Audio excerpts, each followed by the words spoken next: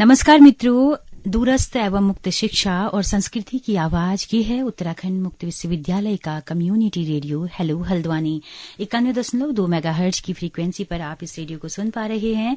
दोस्तों, अंतर्राष्ट्रीय महिला दिवस हम मना रहे हैं और तमाम सारे पक्षों से बहुत सारी रिपोर्ट्स, बहुत सारी जानकारी आपके लिए लेकर आए हैं। इसी सिलसिले में आज हम बात करेंगे एक काउंसलर से, परामर्शदाता से, जो कि बीडी पांडे हॉस्पिटल नैनीताल में काउंसलर हैं और मेरे साथ जो होस्ट करेंगी डॉक्टर लता जोशी, जो कि पॉलिटिकल साइंस डिपार्टमेंट में असिस्टेंट प्रोफेसर हैं उत्तराखंड मुक्त विश्वविद्यालय में। तो लता, हम बहुत अच्छे से महिला दिवस को सेलिब्रेट कर रहे हैं और तमाम पक्षों से बातचीत हो रही है और आज एक नए गेस्ट को आप यहाँ पर लेकर आई हैं। कैसा लग रहा है आपको कि हॉस्पिटल में भी परामर्शदाता हैं, काउंसलर हैं, जो कि गर्भवती महिलाओं को काउंसलिंग देंगी? बड़ा अच्छा सा लग रहा है सुनने में। जी सुनीता जी, पहले तो मैं डॉक्टर दीप्ति का बहुत बहुत स्वागत करती हूँ। हम अंतर्राष्ट्रीय महिला दिवस मना रहे हैं और अगर हम उत्तराखंड राज्य के संदर्भ में अगर हम बात करें तो जो स्वास्थ्य है वो एक बहुत बड़ा मुद्दा है। स्वास्थ्य जर्नल में भी अगर हम देखें तो जो स्वास्थ्य सुविधाएं हैं वो एक मुद्दा है और उसमें भी महिला स्वास्थ्य। हम जब बात करते हैं कि हम अपने आप को स्वस्थ रखें ताकि हमें अस्पताल जाने की जरूरत न पड़े, पर मुझे ये लगता है कि अगर महिला हैं तो आपको कभी ना कभी अस्पताल जाने की जरूरत पड़ती ही है, क्योंकि आप अगर गर्भावस्था में हैं तो आपको अस्पताल जाना ही होता है। और जो हमारी सरकारों ने लगातार प्रयास किया कि जो घरेलू दाइयों से डिलीवरी करवाई जाती थी या जो घरेलू नुस्खे अपनाए जाते थे, उससे उन्होंने आगे बढ़ाने का तो काम किया कि महिलाएं अस्पताल जाएं, पर अभी भी जो सामान्य जो सुविधा की चीजें हैं वो अभी भी हमें कम दिखाई देती हैं।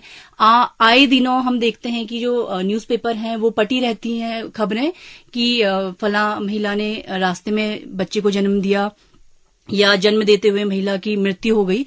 तो ये उत्तराखंड के लिए बहुत एक बर्निंग क्वेश्चन अगर हम कहें तो वो है स्वास्थ्य का।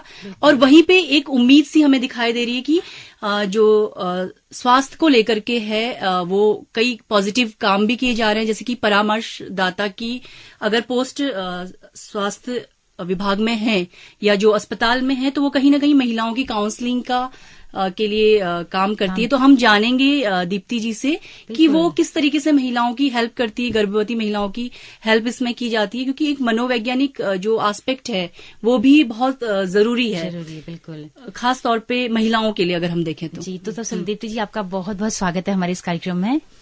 हेलो हल्द्वानी सुनने वाले सभी श्रोताओं को मेरा नमस्कार। जी दीप्ति जी, पहले हम जानना चाहेंगे कि ये जो स्वास्थ्य काउंसलर रखे गए हैं अस्पतालों में, ये कब से नियम लागू हुआ, कब से आप लोगों की नियुक्तियां हुई हैं? 2012 से इन्हें रखा गया है, तब से संविदा पे नियुक्ति की है ताकि स्वास्थ्य सुविधा उन्हें प्रदान की जाए। महिलाओं का स्वास्थ्य सबसे पहले है, क्योंकि पूरा घर वो संभालती हैं, तो इसलिए उनका स्वस्थ होना बहुत जरूरी है।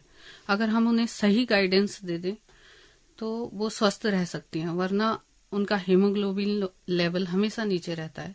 अभी भी हम देखते हैं कि 80% महिलाओं में हीमोग्लोबिन नीचे रहता है। जी, तो ये नियुक्तियां राजकीय चिकित्सालयों में हुई हैं, महिला चिकित्सालय में हुई हैं या सामुदायिक और प्राथमिक स्तर पर भी हैं? प्राथमिक को छोड़कर बाकी सब में है।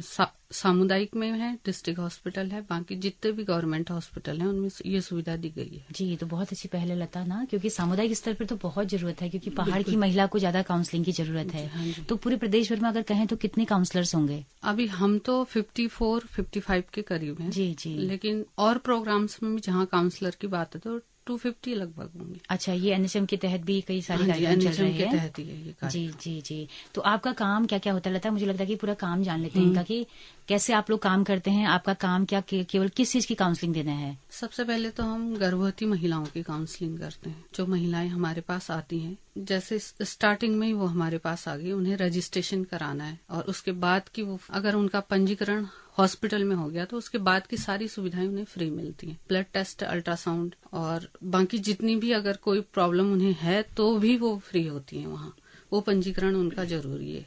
पहला पर्चा कटेगा पेमेंट पे, उसके बाद वो फ्री सुविधा लेंगे। उसके बाद उन्हें हीमोग्लोबिन वगैरह जांच के लिए भेजा जाता है। जिसका कम होता है उसके लिए फिर मेडिसिन वगैरह उस तरीके से डॉक्टर्स देते हैं जी। और अगर किसी का ठीक है या बीपी बढ़ा है, थायराइड, शुगर, कोई और परेशानी है तो उसको उस हिसाब से ट्रीट किया जाता है। उसके लिए हम उनको सहयोग देते हैं कि डॉक्टर्स को ये रिपोर्ट आप दिखाइए और ऐसे आपको काम करना है जी। तो और सुझाव भी देते हैं कि कैसे अपना हीमोग्लोबिन बढ़ाए। जी हाँ जी, उनको बताते हैं हम हरे पत्तेदार सब्जी खाएं, गुड़ का प्रयोग करें, चने लें, अपना ख्याल रखें, साबुत दालें खाएं। जी। और क्योंकि कई बार हमें लगता है कि अरे हम बाजार के फल फ्रूट नहीं खरीद पा रहे हैं महंगे महंगे, लेकिन हमारे आसपास जो चीजें हैं हमारी लोकल, जी। वो भी बहुत ज्यादा आयरन रिच होती हैं, कई सारी जी। चीजें होती हैं उसमें। क्योंकि हर व्यक्ति वो अफोर्ड नहीं कर सकता, तो इसलिए हम उनको अपने घरेलू उससे ही कैसे खाना खाना है वो सारी चीजें बताते हैं। और उसके बाद उनको ये बोलते हैं कि आप 1 महीने बाद आके फिर डॉक्टर से को दिखा के जो भी आपको रिपोर्ट आएगी उसके हिसाब से आप आगे की मेडिसिन वगैरह लेंगे। और उनको कैसे उठना है अपने बिस्तर से वो पोजीशन बताते हैं, और कैसे उन्हें बैठना है, और सफर नहीं करना, चलना नहीं है, और ऊंचे हिल नहीं पहनना, ऊंचे तकिया नहीं डालने, ये सारी चीजें उन्हें बताते हैं। क्योंकि मिसकैरेज बहुत बड़ी परेशानी है भारत में। टोटल डिलीवरी का लगभग 15% मिसकैरेज रहता है, इसलिए उनको पहले से बताया जाता है कि आपको प्रेग्नेंट में होते समय या प्रेग्नेंट जब आप हैं तो किस पोजीशन से आपको काम करना है और कैसे अपने आप को बचा के रखना है, मिसकैरेज होने से कैसे बचना है। तो आपको क्या लगता है कि जैसे आज तो काफी चीजें हैं जिसमें पहले से ही जब कंसीव होता है तो काफी चीजें प्रिकॉशंस ली जाने लगती हैं, तो इससे पहले का अगर हम देखें जिसमें पहाड़ में भी अगर अभी हम देखें तो उसमें तो काफी महिलाएं जो है वो फिजिकली एक्टिव रहती हैं और काफी काम करती हैं, फिर भी उनका जो डिलीवरी है वो इजीली हो जाती है। तो क्या जो हमारे खान पान है और जो हमारा जो रहन सहन है उसका कितना प्रभाव पड़ता है इन चीजों पे? उसका बहुत ज्यादा प्रभाव है। जैसे हम देखते हैं कि हम सही खान पान के साथ किसी महिला को अगर वो प्रेग्नेंट हुई है तो उसका सारी रिपोर्टें लगभग ठीक आती हैं। फिर उसके बाद अगर कोई महिला अपने खान पान स्तर को नीचे गिराती है तो उसकी स्वास्थ्य में भी वो बहुत सारी गिरावट आती है और बच्चा कम वेट का हो सकता है, माँ को और परेशानियां हो सकती हैं, माँ खुद कमजोर हो सकती है। इसलिए उन्हें वो सलाह दी जाती है कि कैसे अपना ख्याल रखना। तो आपके नैनीताल जिले हॉस्पिटल में तो आसपास के गांव की महिलाएं भी आती होंगी, तो कितना फीसद में एनीमिक कितना निकलती हैं उसमें से? उसमें सीवियर एनीमिया वाले तो लगभग होते ही हैं, कुछ परसेंट 2-3% करीब होते हैं सीवियर एनीमिया वाले।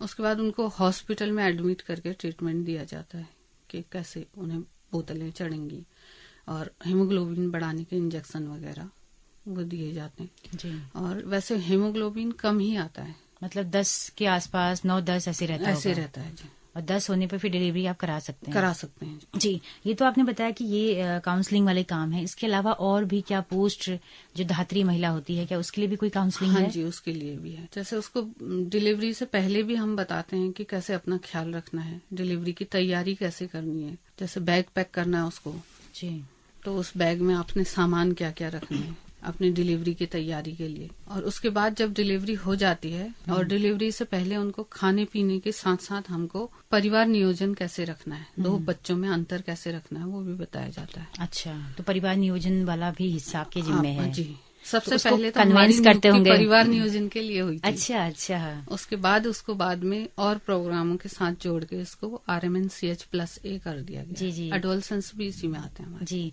तो कैसे आप कन्वेंस करते हैं महिलाओं को, क्योंकि एक दबाव है कि अगर बेटियां हो रही हैं लगातार तो बेटा चाहिए। अक्सर ज्यादा जनसंख्या तो इसी वजह से होती है, और कुछ ये भी होती है कि ज्यादा बच्चे होंगे तो ज्यादा कमाई होगी वाला कॉन्सेप्ट भी है। कैसे आप उन लोगों को कन्वेंस करते हैं?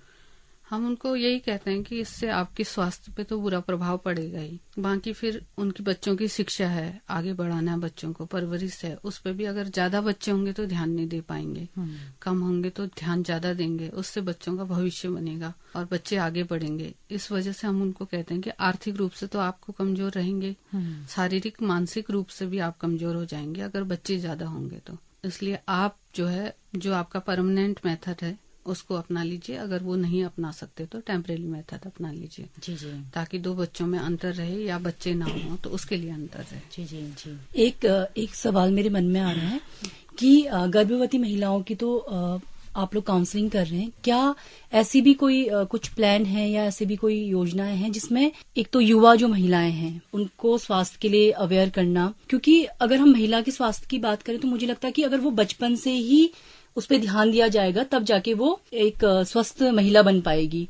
और जैसे हम देखते हैं कि कई जो डिस्क्रिमिनेशन होता है वो खान पान को लेकर परिवार से ही जो डिस्क्रिमिनेशन होता है उसके लिए क्या काम किया जाता है। और साथ ही साथ एक प्रश्न ये भी उठता है कि जो सेक्स है उसको लेकर के कैसे जो युवा महिलाएं हैं या किशोरियां हैं उनको कैसे जागरूक किया जाता है, क्योंकि ऐसा विषय होता है जिसपे बात करने से कोई कतराता है। क्या आप लोग इस पर भी कोई राय देते हैं उन्हें? हाँ जी, अब जो प्रोग्राम चला है हमारा बाल स्वास्थ्य कार्यक्रम, उससे हम बच्चे को, छोटे से बच्चे से लेके उसको युवा तक, युवा से वृद्धावस्था तक सारे प्रोग्राम एनएचएम ने एक दूसरे से जोड़ दिए हैं। तो इसलिए हम जो काउंसलर अभी हैं महिलाओं के लिए, जो महिला हेल्थ को लेके, तो इससे पहले बाल स्वास्थ्य कार्यक्रम में भी काउंसलर हैं आपके, किशोर स्वास्थ्य में भी कार्यक्रम में भी काउंसलर हैं।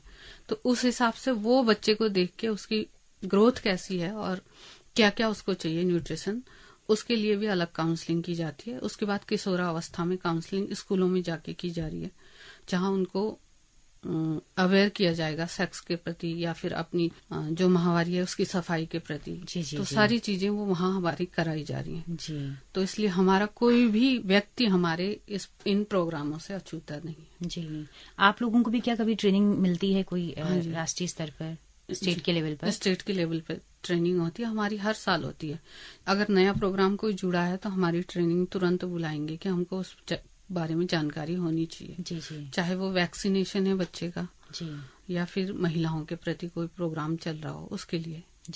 10 साल आप लोगों की नियुक्ति हुए हो चुकी है इस योजना को लागू हुए काउंसलर वाली, क्या परिणाम आप देखते हैं?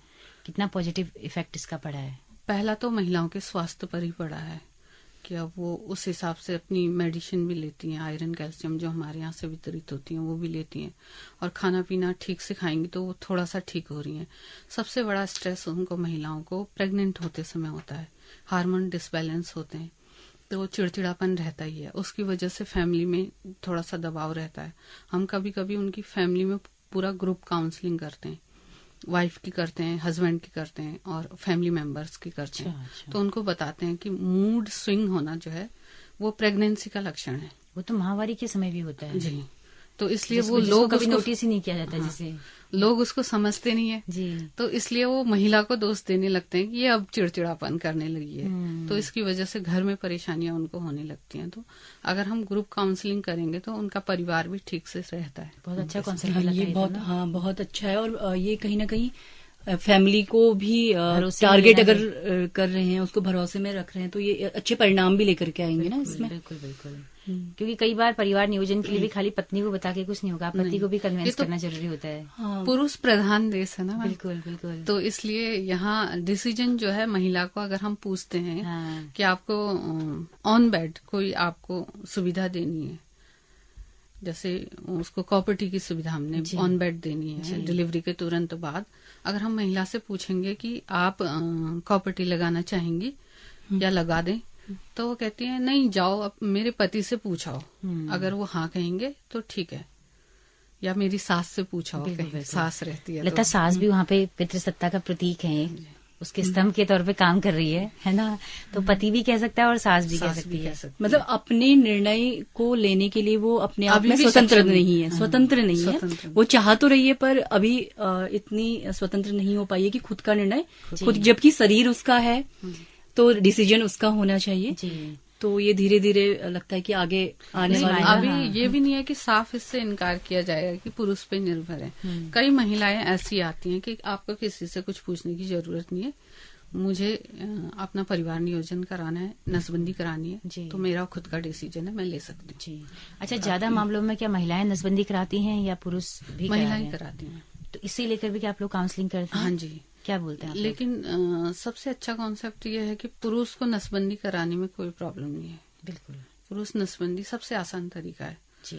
लेकिन ये वही कह दिया मैंने कि पितृसत्तात्मक है, तो जबकि इस पे सरकार ने कुछ इसमें राशि भी रखी है, धनराशि की। अगर आप पुरुष अगर करा रहा है तो उसको 2000 दिया, 2000। एक फिल्म महिला पे आई है जी।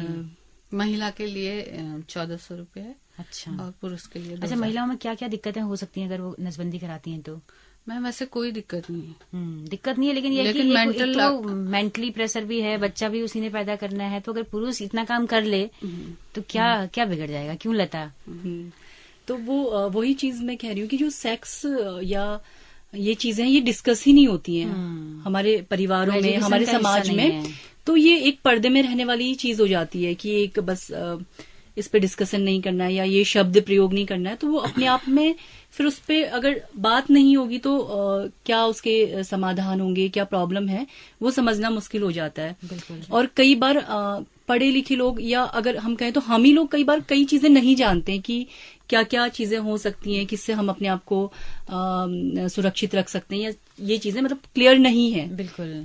तो दीप्ति जी, रोगों को लेकर भी क्या आप लोग बताते हैं, जैसे सर्वाइकल कैंसर को लेकर या इस तरह के जो ब्रेस्ट कैंसर को लेकर, हाँ, इनसे कैसे हम अलर्ट रहें, कैसे सेल्फ एग्जामिन हम करें? हाँ, वो बताते हैं।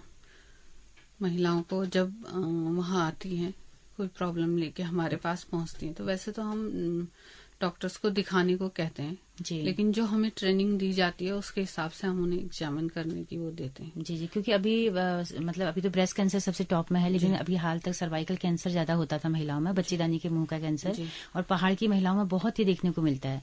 और सर्वाइकल कैंसर में ये होता है कि अगर आज आपको वो हो गया तो आज 20 साल बाद आपको उसके परिणाम देखने को मिलेंगे। सबसे लंबी ड्यूरेशन वो लेता है।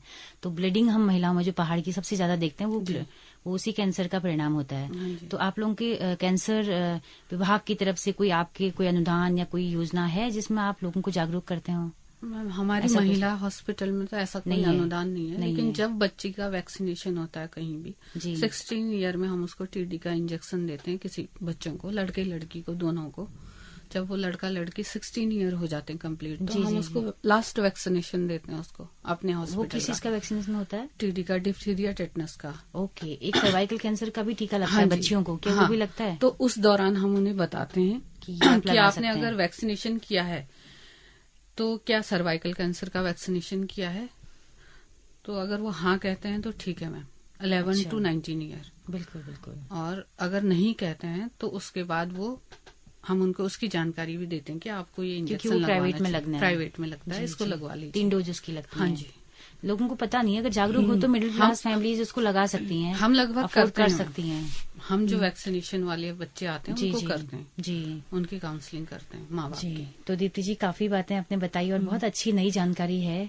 और क्या लगता है आपको, आशा कार्यकर्ताओं के आने के बाद से भी कुछ तस्वीर बदली है? जी, मातृ शिशु मृत्यु जो है वो कम हुई है जी, प्रसव हॉस्पिटल में होने लगे हैं जी, तो इसकी वजह से बहुत चेंज आया है। अगर जैसे अभी लता जी बता रही थी कि डिलीवरी अगर आते आते हॉस्पिटल आते आते या घर पे होम डिलीवरी अनटेंड इंसान से हो जाती है, तो उसके बाद वो परेशानी आ सकती है, या तो माँ को या बच्चे को रिस्क हो सकता है। बिल्कुल, इसलिए टेंड इंसान से डिलीवरी होना जरूरी है जी। पहले तक हमारे यहाँ एनएम्स लोग लेती थी डिलीवरी, वो टेंड थी तो फिर भी ठीक था, चल जाता था। जी जी, अभी तो अरसे से एनएम की भर्तियां भी नहीं हुई हैं, पोस्ट भी बहुत खाली हैं जी, उनके पास एरिया भी बहुत बड़ा होता है जी जी। आप लोग कभी गांव में भी जाते हैं विजिट करने या कोई कैंप लगाने?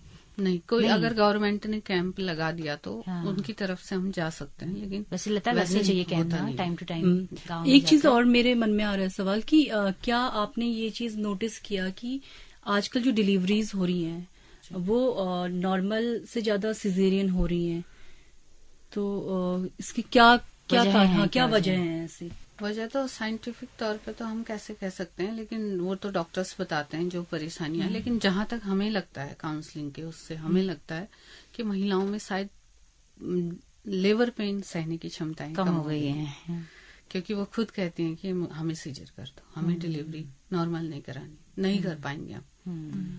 जब जिसका शरीर है वही डिसीजन ये ले रहा है कि मुझे सीजर करना है। सीजरियन के बहुत दुष्परिणाम भी अब नहीं रहे हैं जी। छोटा सा ऑपरेशन से आप कुछ टाँकों कुछ समय में ठीक हो जाते हैं और आराम से आपके बॉडी पार्ट्स भी कुछ प्रभाव नहीं पड़ता है और आराम से आप जब हमें 2 बच्चे करने हैं तो नॉर्मल हो या सीजर हो हम वही करेंगे, लोगों का ये डिसीजन रहता है जी। पर मुझे ये लगता है कि जो सिजेरियन है उसमें कॉम्प्लिकेशंस आते हैं, जितनी इजीली रिकवर नॉर्मल डिलीवरी में होता है उतना इजी नहीं होता है इसमें सिजेरियन में, क्योंकि इसको मैंने झेला है। तो मुझे लगता है कि नॉर्मल डिलीवरी में शायद बच्चेदानी बहुत नीचे जैसे आ जाती है, उसको अपनी जगह पे जाना और कई सारी चीजें मतलब वो प्रभाव मुझे लगता है पड़ते होंगे, वजाइना वाले वो सब जो चीजें होती हैं वो सीजर में भी पड़ते हैं। अच्छा, आपको सिजेरियन हुआ है तो उसमें भी पड़ सकते हैं। अच्छा, बच्चेदानी उसमें भी नीचे आ जाती है, इसलिए तो हम कह रहे हैं कि डिलीवरी के बाद भी हम काउंसलिंग इसीलिए करते हैं कि आपको वजन नहीं उठाना है, भारी काम नहीं करना है, उससे बचना है कम से कम 6 महीने तक। तो इसलिए अगर डिलीवरी के टाइम किसी ने वेट उठा दिया तो यूट्रस नीचे आने के चांस बहुत तो ज्यादा पहाड़ों में तो ये अक्सर होता है। इसलिए गोबर सर पे ले जाना, बहुत ज्यादा घास बांझ सब ले जाना, बहुत हो जाती होगी दिक्कतें पहाड़ों में। दिक्कत है। अभी भी हॉस्पिटल में आने वाली कई महिलाओं का यूट्रस निकल चुका है। कारण ये रहता है कि उस समय उन्होंने केयर नहीं की। इसलिए काउंसलिंग का महत्व वहीं पे आता है कि आपको उनको अवेयर करना है। ये पहाड़ के लिए लता बहुत बड़ी समस्या है, क्योंकि जो बहुत बोझ है श्रम का, उससे निजात पाना बहुत मुश्किल है। और सास और परिवार की मानसिकता भी ऐसी रहती है कि वो आराम तो करना दूर, जितना वो पीरियड्स होता है उसी दौरान करती हैं, बस हो गया। मैंने ये देखा है पहाड़ों में कि जो डिलीवरी के बाद का जो टाइम होता है, तो उसमें महिला को अलग तो रखा जाता है कि आपने कुछ भी घर का और काम नहीं करना है। तो जो ग्रामीण जो परिवेश है उसमें मैंने जो देखा है, तो उन्हें जंगल भेज देते कि तुम लकड़ी ले आओ, जबकि वो और ज्यादा उनके लिए घातक है। बाहर का काम करवा लेते हैं उनसे। खाने में परहेज है दुनिया भर के, पानी नहीं उनको पीने को दिया जाता है, कई सारी चीजें हैं। तो लेकिन काम सारे बहुत हैवी कराए जाते हैं। उससे तो और भी ज्यादा परिणाम खराब। बिल्कुल। तो पहाड़ों में जागरूकता लाने की बहुत जरूरत है। तो मुझे लगता है काफी बातें हो चुकी हैं। बहुत अच्छी चर्चा रही। तो बहुत बहुत धन्यवाद दीप्ति जी आपका, और आगे भी हम ऐसे मिलते रहेंगे। तो बहुत बहुत धन्यवाद आपका। हम चाहेंगे कि लगातार आप हमारे यहाँ पर लिसनर्स के सामने अच्छी अच्छी बातें रखें, आते रहे यहाँ पर। बहुत शुक्रिया। तो लता, हम भी विदा लेते हैं अपने श्रोताओं से, और अंतर्राष्ट्रीय महिला दिवस में फिर किसी और विषय के साथ हम मिलेंगे। तो अपनी रेडियो मित्र दोस्तों सुनीता भास्कर को और मुझे डॉक्टर लता जोशी राजनीति विज्ञान को दीजिए इजाजत। नमस्कार।